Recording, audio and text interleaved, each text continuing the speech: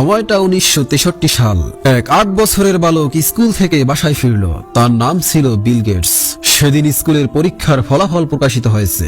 ঘরে ঢুকতেই তার মা মেরি ম্যাক্সওয়েল দরজায় দাঁড়িয়ে। মা জিজ্ঞেস করলেন, বাবা, গণিত পরীক্ষায় কত নম্বর পেয়েছিস? বিল গেটস মুস্কি হেসে নম্বর বলল। মা জিজ্ঞাসা করলেন, এত কম নম্বর? ক্লাসে আর কেউ কি এমন নম্বর পেয়েছে?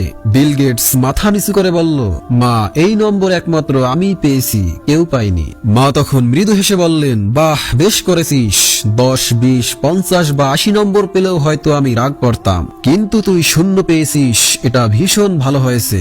0 মানেই নতুন শুরুর জায়গা। এখন থেকে তুই নতুন করে সবকিছু শুরু করবি। আর মনে রাখিস মায়ের 3টি উপদেশ।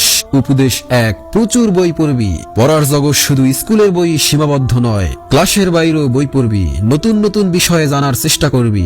এমন কিছু বই পড়বি যেগুলো অন্যরা পড়ে না। বই তোর চিন্তা শক্তিকে উন্মুক্ত করবে। উপদেশ 2, তোর চিন্তা ভাবনা তোর ভবিষ্যৎ তৈরি করবে। তুই যেভাবেই চিন্তা করবি তোর জীবন সেভাবেই গড়ে উঠবে। তাই বড় বড় স্বপ্ন দেখবি, এমন স্বপ্ন যা অন্যদের কাছে অসম্ভব মনে হয়। ছোট চিন্তা ভাবনা কখনোই করবি না। মানুষ যে দিকে দৌড়ায় তুই উল্টো দিকে দৌড়াবি।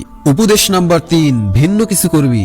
সবাই প্রতিষ্ঠিত পথে হাঁটে, কিন্তু তুই নতুন পথ তৈরি করবি। এমন কাজ করবি যা কেউ কখনো ভাবতেও পারেনি।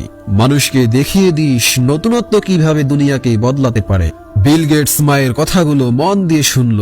ছোট বয়সে সেই 3টি উপদেশ তার মনে গেঁথে গেল। এরপর থেকে সে শুধু পড়াশোনাই নয়, জীবনেও নতুন নতুন কিছু করার চেষ্টা শুরু করলো। বিল গেটস পরে যখন বিশ্বকে মাইক্রোসফট দিয়ে বদলে দিলেন, তার কাজ যেন মায়ের সেই 3টি উপদেশের বাস্তব উদাহরণই হয়ে উঠল। আজ পৃথিবীর কোটি কোটি মানুষকে তিনি দেখিয়েছেন 0 থেকেই সেরা হওয়া যায়, যদি সঠিক উপদেশ আর কঠোর পরিশ্রম থাকে। প্রিয় দর্শক, পৃথিবীকে বদলে দেওয়ার মতো প্রতিভা হয়তো আমাদের সবার মধ্যেই আছে। শুধু প্রয়োজন সঠিক দিক নির্দেশনা, সাহস আর বড় বড় স্বপ্ন দেখার মানসিকতা। তাই শিখুন, স্বপ্ন দেখুন আর নিজেই নিজের পথ তৈরি করুন।